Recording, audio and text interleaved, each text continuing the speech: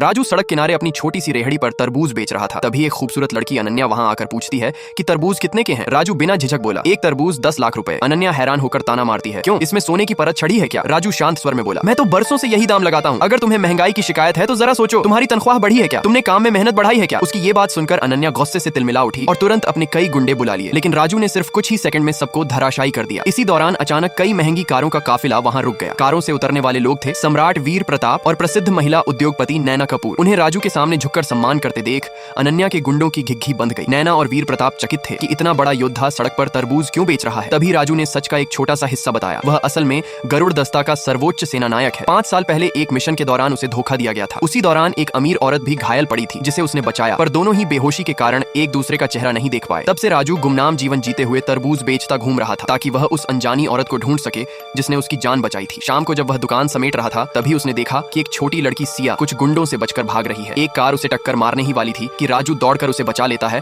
और गुंडों को धूल चटा देता है। सिया उसे अपना हीरो मान बैठती है और पूछती है, अंकल आपकी शादी हुई है, आपको मेरी मम्मी पसंद आएंगी। राजू मुस्कुराकर उसे घर छोड़ने जाता है। घर पहुंचकर उसने देखा कि सिया तरबूज बड्ढे शौक से खा रही है। उसे मुंह पहुंचने के लिए आगे बढ़ा ही था कि उसने सिया के गले में एक मेहंदी के फूल जैसा निशान देखा। उसी तरह का निशान 5 साल पहले उस घायल औरत के गले पर भी था। राजू हैरान रह गया। तभी सिया की मां रिया सामने आई। रिया ने जब सुना कि राजू ने उसकी बेटी को बचाया है तो वह बेहद आभारी हुई और उसे धन्यवाद देने चेक निकाल लाई। लेकिन राजू ने पैसे लेने से मना कर दिया और बस कहा कि आगे से बच्ची का ध्यान रखें। सिया ने राजू का हाथ पकड़ लिया। अंकल आप यहीं रुककर मम्मी और मुझे सुरक्षा देना। उसी समय रिया की मां का फोन आया। अगले दिन उसके पिता का 60वां जन्मदिन था और उन्हें वहां आना ही था। सिया को वहां जाना पसंद नहीं था क्योंकि उसे उसका बड़ा चचेरा भाई हमेशा परेशान करता था। लेकिन रिया ने समझाया कि दादा का जन्मदिन है, मना नहीं किया जा सकता। सिया ने शर्त रखी, मैं जाऊंगी लेकिन राजू अंकल को मेरे साथ जाना होगा। रिया ने 3 दिन की सुरक्षा के बदले राजू को 20,000 रुपए देने की पेशकश की। राजू ने सिया के गले के निशान को लेकर मन में उठी शंका के कारण प्रस्ताव स्वीकार कर लिया। अगले दिन वे लोग रिया के मायके पहुंचे। रिया के पिता ने उसे देखते ही गुस्से में डांटा क्योंकि 5 साल पहले रिया बिना शादी के मां बनकर घर की इज्जत गिरा चुकी थी। उसकी दोनों बहनें भी ताना मारते हुए बोली, आ ही गई हो तो खाली हाथ तो नहीं आई होगी। रिया घबराते हुए एक पेंटिंग निकाल लाई जिसे उसने खूब मेहनत से ढूंढवाया था। पिता खुशी होने वाले थे कि बड़ी बहन ने पेंटिंग हाथ में लेकर घोषणा कर दी